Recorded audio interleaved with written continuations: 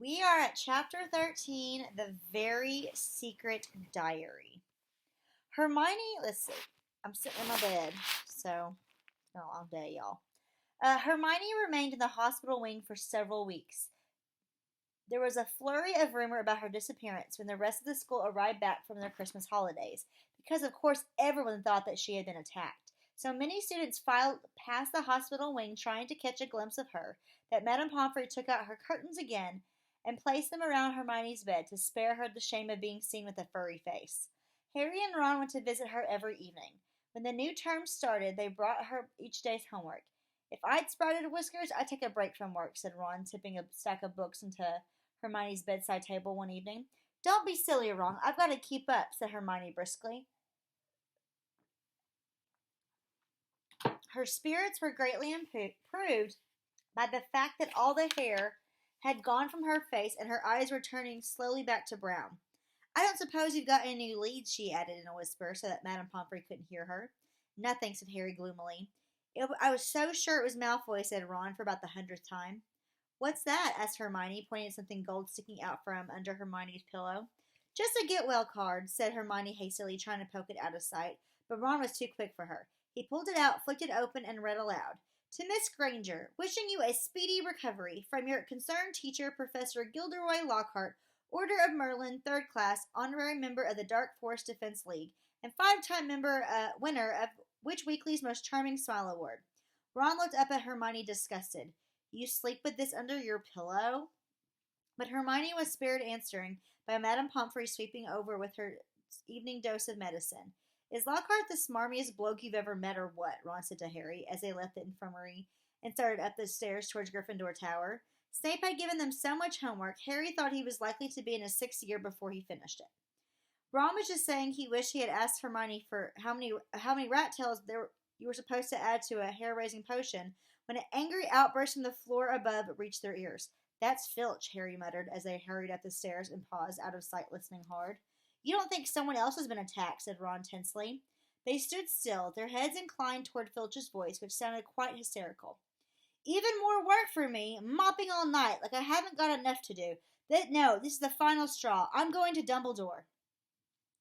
His footsteps receded along the outdoor corridor, and they heard a distant door slam. They poked their heads around the corner. Filch had clearly been manning his usual lookout post. They were once again on the spot where Mrs. Norris had been attacked. They saw at a glance what Filch had been shouting about. A great flood of water stretched over half the corridor, and it looked as though it was still seeping from under the door of Moaning Myrtle's bathroom. Now that Filch had stopped shouting, they could hear Moaning Myrtle echoing off the bathroom walls. Now what's up with her, said Ron. Let's go and see, said Harry, and holding their robes over their ankles, they stepped through the great wash of water to the door, bearing its out-of-order sign, ignored it as always, and entered. Moaning Myrtle was crying, if possible, louder and harder than she ever had before. She seemed to be hiding down her usual toilet. It was dark in the bathroom because the candles had been extinguished in the great rush of water that had left both walls of floor soaking wet. What's up, Myrtle? Said Harry.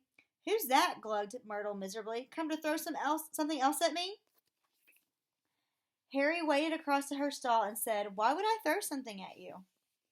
Don't ask me, Myrtle shouted, emerging with a wave of yet more water which splashed onto the already sopping floor. Here I am, minding my own business, and someone thinks it's funny to throw a book at me. But it can't hurt you if someone throws something at you, says Harry reasonably. I mean, it'll just go right through you. He had said the wrong thing. Myrtle puffed herself up and shrieked, Let's all throw books at Myrtle because she can't feel it. 10 points if you get it through her stomach. 50 points if you get it through her head. Well, ha ha ha, what a lovely game, I don't think. Who threw it at you anyway, asked Harry. I don't know. I was sitting in the U-bin thinking about death, and it fell right above through the top of my head, said Myrtle, glaring at them. It's over there. It got washed out.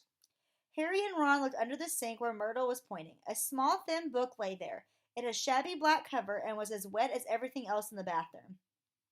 Harry stepped forward to pick it up, but Ron suddenly flung out an arm to hold him back. What? Said Harry. Are you crazy? Said Ron. It could be dangerous. Dangerous? Said Harry, laughing. Come off it. How could it be dangerous? You'd be surprised, said Ron, who was looking apprehensively at the book. Some of the books the ministries confiscated, Dad's told me. There was one that burned your eyes out. And everyone who read Sonnets of a Sorcerer, they hear a car, they go ballistic. Sonnets of a Sorcerer, spoken limericks for the rest of their lives. Lucky, Lucky, don't do that. And some old witch in a bath had a... Lucky! And some old witch in a bath had a book that you can never stop reading. You just had to wander around with your nose in it, trying to do everything one-handed. And, all right, I've got the point, said Harry. The little book lay on the floor, nondescript and solemn. Well, we won't find out unless we look at it, he said. And he ducked around Ron and picked it up off the floor. Harry saw at once that it was a diary. Lucky.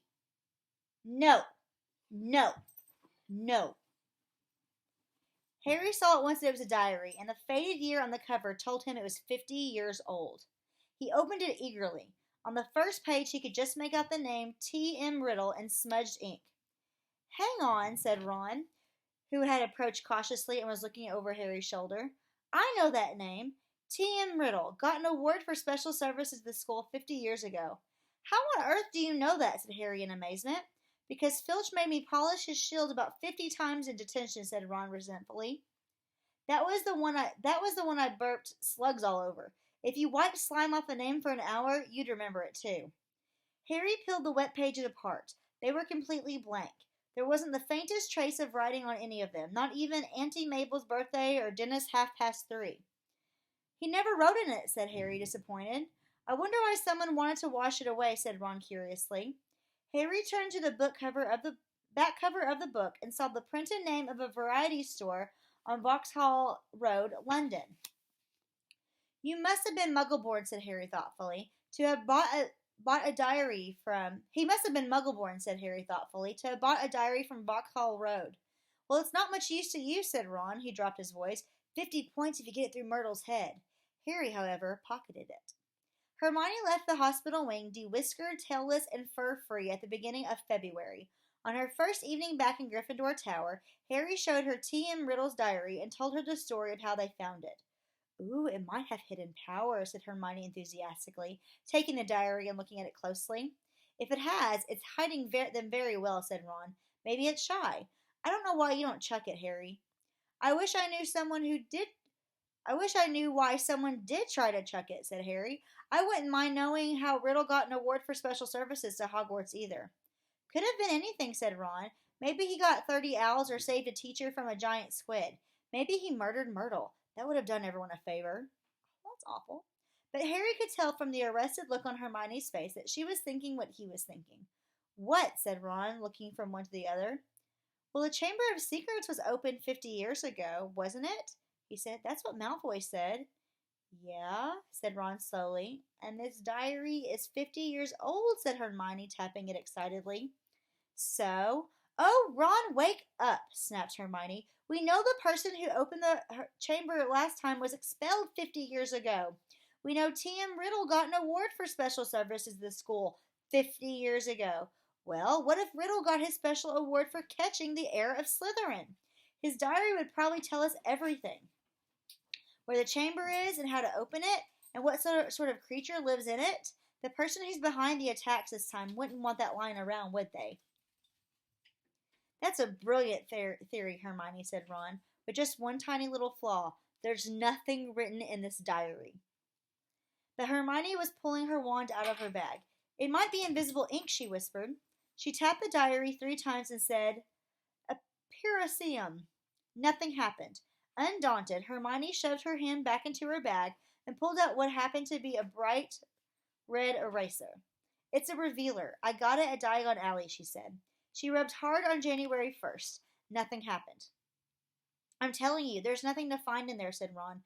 Riddle has got a diary for Christmas and couldn't be bothered filling it in. You can't come over here. He's going to try to sit in my lap, so hold on. Lucky. Okay. Well, maybe lose my spot. Harry couldn't explain even to himself why he didn't just throw the Riddle's diary away. The fact was that even though he knew the diary was blank, he kept absentmindedly picking it up and turning the pages as though it was a story he wanted to finish. And while Harry was sure he had never heard the name T.M. Riddle before, it still seemed to mean something to him. Almost as though Riddle was a friend he had when he was very small and had half forgotten. But this was absurd. He never had friends before Hogwarts. Dudley made sure of that. Nevertheless, Harry was determined to find out more about Riddle. So next day at break, he headed for the trophy room to examine Riddle's special award, accompanied by an interested Hermione and a thoroughly convinced Ron, who told them he'd seen enough of the trophy room to last him a lifetime. Okay, he's going to sit by me.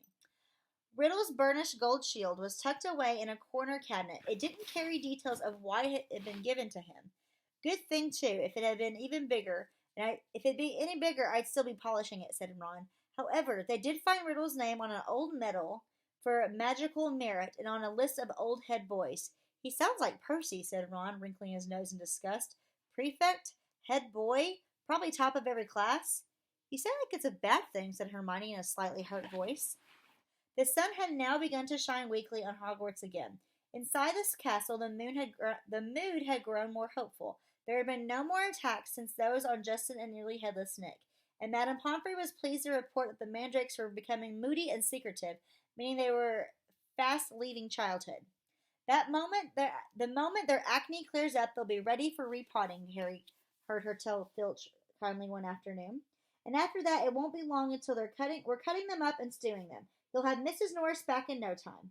Perhaps the heir of Slytherin had lost his or her nerve, thought Harry. It must be getting riskier and riskier to open the Chamber of Secrets with the school so alert and suspicious.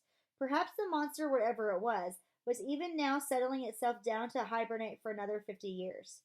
Ernie Macmillan of Hufflepuff didn't take this cheerful view. He was so convinced that Harry was the guilty one that he had given himself away at the dueling club. Peeves wasn't helping matters. He kept popping up in the crowded corridor singing, "Oh, Potter, you rotter," now with a dance routine to match.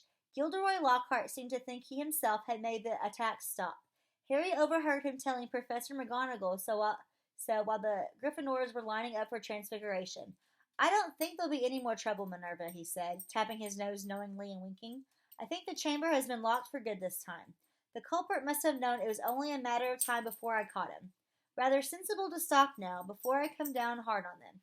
You know, what the school needs now is a moral booster. Wash away the memories of last term. I won't say any more just now, but I think I know just the thing." He tapped his nose again and strode off. Lockhart's idea of a moral booster became clear at breakfast time on February 14th. Harry hadn't had much sleep because of a late run in Quidditch practice the night before, and he hurried down to the Great Hall, slightly late. He thought for a moment that he walked through the wrong doors. The walls were all covered with large, lurid pink flowers. Worse still, heart-shaped confetti was falling from the pale blue ceiling. Harry went over to Gryffindor table, where Ron was sitting looking sickened, and Hermione seemed to have been overcome with giggles. "What's going on?" Harry asked them, sitting down and wiping confetti off his bacon. "Oh, don't you ruin my bacon." Ron pointed to the teacher's table, apparently too disgusted to speak. Lockhart, wearing lurid pink robes to match the decorations, was waving for silence. The teachers on either side of him were looking stony-faced. From where he sat, Harry could see a muscle going in Professor McGonagall's cheek. Snape looked as though someone had just fed him a large beaker of Skelegro.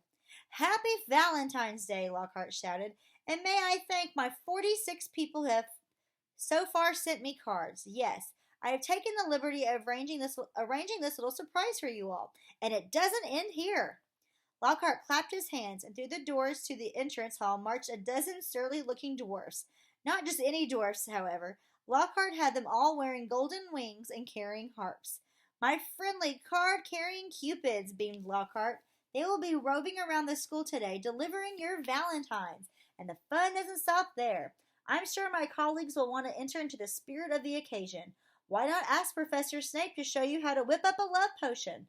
And while you're at it, Professor Flitwick knows more about entrancing enchantments than any wizard I've ever met, that sly old dog."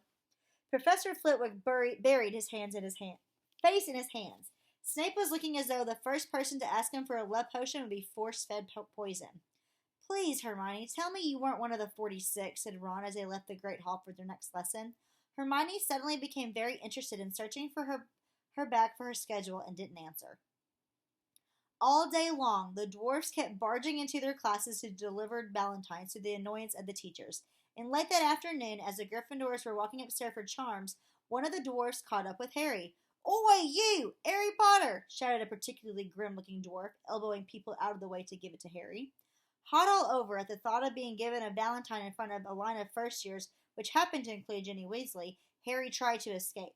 The dwarf, however, cut his way through the crowd by kicking people's shins and reached him before he'd gone 2 paces. "I've got a musical message to deliver to Harry Potter in person," he said, twanging his harp in a threatening sort of way. "Not here," Harry hissed, trying to escape. "Stay still," grunted the dwarf, grabbing hold of Harry's bag and pulling him back.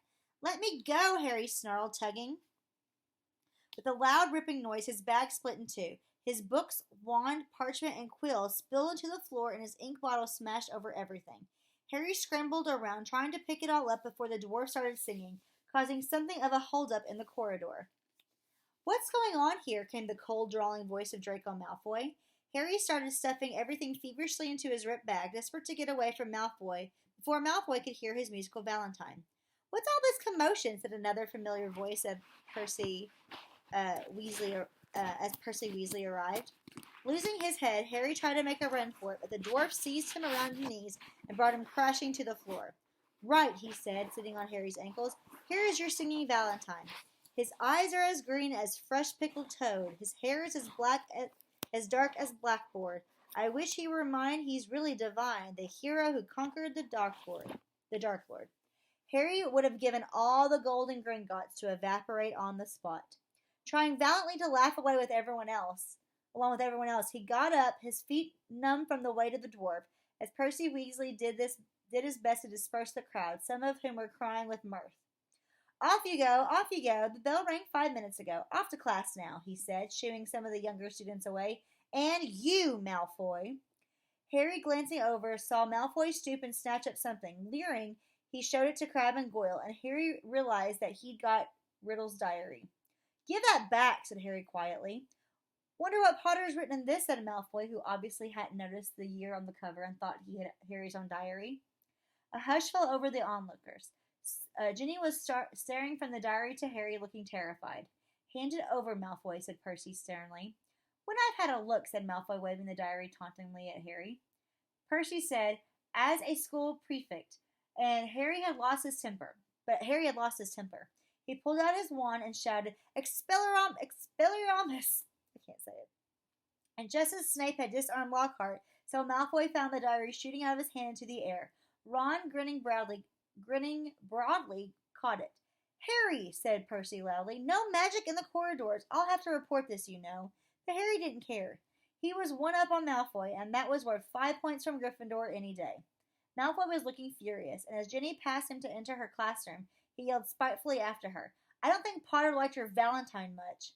Ginny covered her face with her hands and ran to class. Snarling, Ron pulled out his wand too, but Harry pulled him away. Ron didn't need to spend the whole charms belching slugs. It wasn't until they had reached Professor Flitwick's class that Harry noticed something rather odd about Riddle's diary. All his other books were drenched in scarlet ink. The diary, however, was as clean as it had been before the ink bottle had smashed all over it. He tried to point this out to Ron, but Ron was having trouble with his wand again. Large purple bubbles were blossoming out of the end, and he wasn't much interested in anything else.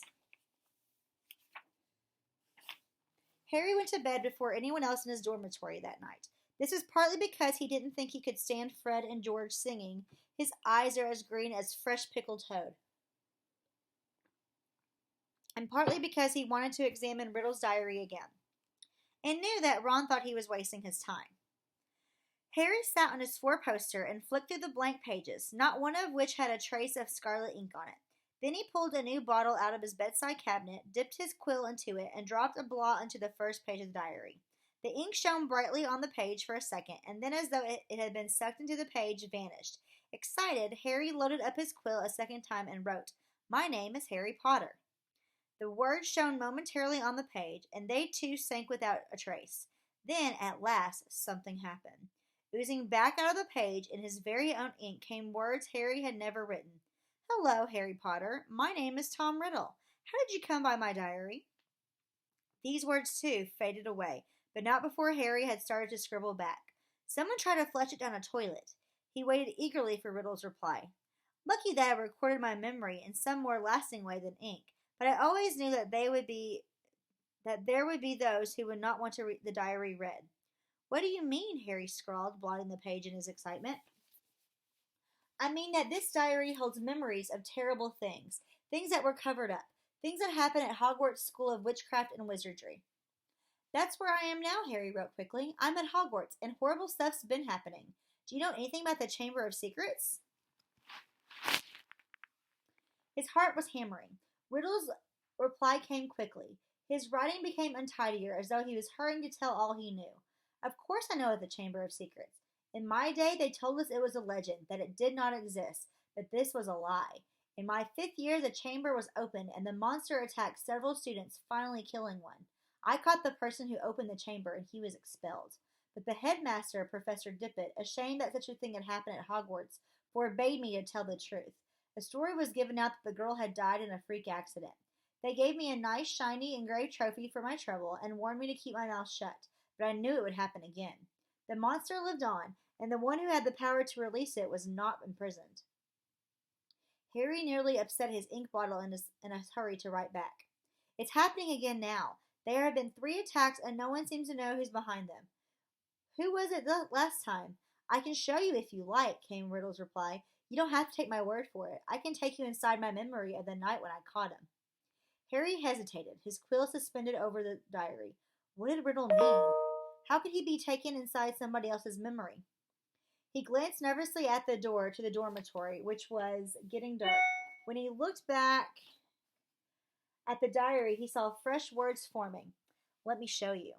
Harry paused for a fraction of a second and then wrote 2 letters. Okay.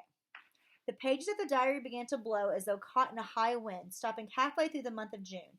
Mouth hanging open, Harry saw that the little square for June 13th seemed to have turned into a minuscule television screen. His hands trembling slightly, he raised the book to press his eye against the little window, and before he knew what was happening, he was tilted forward. The window was widening. He felt his body leave his bed, and he was pitched headfirst through the opening in the page, into a whirl of color and shadow. He felt his feet hit solid ground and stood shaking as the blurred shapes around him came suddenly into focus. He knew immediately where he was. The circular room with the sleeping portraits was Dumbledore's office, but it wasn't Dumbledore who was sitting behind the desk. A wizened, frail-looking wizard, bald except for a few wisps of white hair, was reading a letter by candlelight. Harry had never seen this man before. I'm sorry, he said shakily. I didn't mean to butt in. But the wizard didn't look up. He continued to read, frowning slightly. Harry drew nearer to his desk and stammered. Shall I just go? I'll just go, shall I? Still the wizard ignored him. He didn't seem to even have heard him. Thinking that the wizard might be deaf, Harry raised his voice. Sorry I disturbed you. I'll go now, he half shouted. The wizard folded up the letter with a sigh, stood up, walked past Harry without glancing at him, and went to draw the curtains at his window. The sky outside the window was ruby red. It seemed to be sunset. The wizard went back to the desk, sat down, and twiddled his thumbs, watching the door. Harry looked around the office. No Fox the Phoenix, no whirring silver contraptions. This was Hogwarts as Riddle had known it, meaning that this unknown wizard was headmaster, not Dumbledore, and he, Harry, was little more than a phantom, completely invisible to the people of 50 years ago. There was a knock on the office door. Enter, said the old wizard in a feeble voice. A boy of about 16 entered, taking off his pointed hat. A silver prefect's badge was glinting at his chest. He was much taller than Harry, but he too had jet black hair. Ah, Riddle, said the headmaster. You wanted to see me, Professor Dippet, said Riddle. He looked nervous. Sit down, said Dippet. I've just been reading the letter you sent me. Oh, said Riddle. He sat down, gripping his hands together very tightly. My dear boy, said Dippet kindly, I cannot possibly let you stay at home over the summer. Surely you want to go home. I cannot possibly let you stay at the school over the summer. Surely you want to go home for the holidays. No, said Riddle at once. I'd much rather stay at Hogwarts than go back to that. You live in a muggle orphanage during the holidays, I believe, said Dippet curiously. Yes, sir, said Riddle, reddening slightly. You are muggle-born? Half-blood, sir, said Riddle. Muggle father, witch mother. And are both of your parents? My mother died just after I was born, sir. They told me at the orphanage she lived just long enough to name me. Tom after my father, Morvolo after my grandfather. Dippet clucked his tongue sympathetically. The thing is, Tom, he sighed, special arrangements might have been made for you, but in the certain circumstances. You mean all the attacks, sir? Said Riddle, and Harry's heart leaped, and he moved closer, scared of missing anything. Precisely, said the headmaster. My dear boy, you must see how foolish it would be for me to allow you to remain at the castle when term ends, particularly in light of the recent tragedy, the death of that poor little girl. You will be safer by far at your orphanage. As a matter of fact, the Ministry of Magic is even now talking about closing the school. We are no longer locating the source of all this unpleasantness. Riddle's eyes had widened. Sir, if the person was caught, if it all stopped. What do you mean? Said Dippet with a squeak in his voice, sitting up in his chair. Riddle, do you mean you know something about these attacks? No, sir, said Riddle quickly, but Harry was sure it was just some sort of no that he himself had given Dumbledore. Dippet sank back, looking faintly disappointed. You may go, Tom. Riddle slid off his chair and slouched out of the room. Harry followed him. Down the moving spiral staircase they went, emerging next to the gargoyle in the darkening corridor. Riddle stopped, and so did Harry, watching him. Harry could tell that Riddle was doing some serious thinking. He was biting his lip, his forehead furrowed. Then, as though he had suddenly reached a decision, he hurried off, Harry gliding noiselessly behind him.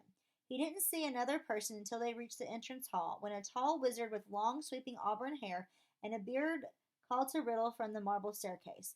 What are you doing, wandering on this late, Tom? Harry gaped at the wizard. He was none other than a 50 years younger Dumbledore. I had to see the headmaster, sir, said Riddle. Well, hurry off to bed, said Dumbledore, giving Riddle exactly the kind of penetrating stare Harry knew so well. Best not to roam the corridors these days, not since. He sighed heavily, bade Riddle good night, and strode off. Riddle watched him walk out of sight, and then, moving quickly, headed straight down the stone steps to the dungeons with Harry in hot pursuit. But to Harry's disappointment, Riddle led him not to the hidden passageway or to a secret tunnel, but to the very dungeon in which Harry had potions with Snape.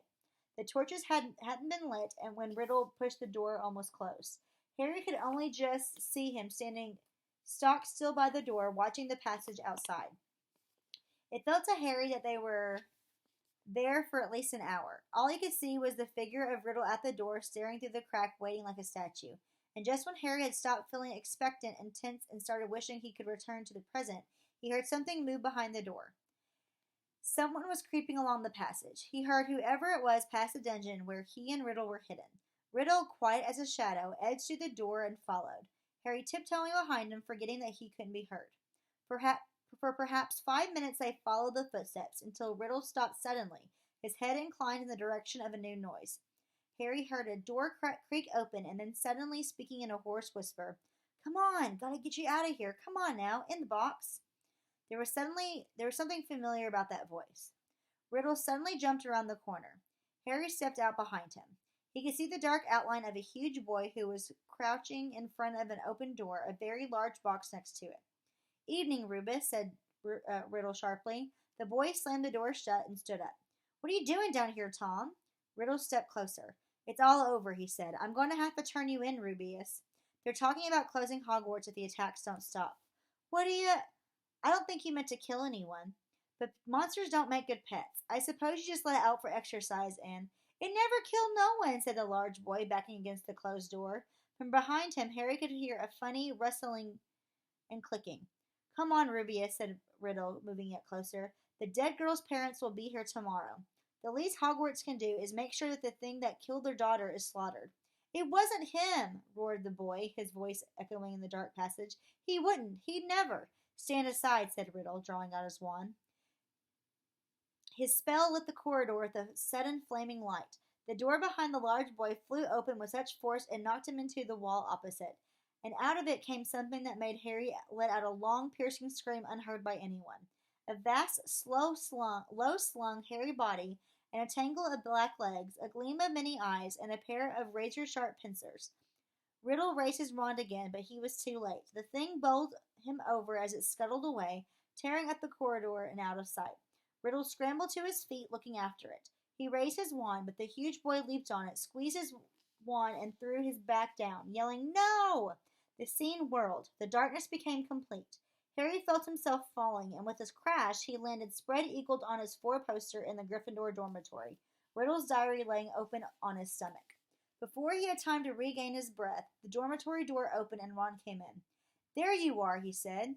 Harry sat up. He was sweating and shaking. "What's up?" said Ron, looking at him with concern. "It was Hagrid, Ron. Hagrid opened the Chamber of Secrets 50 years ago."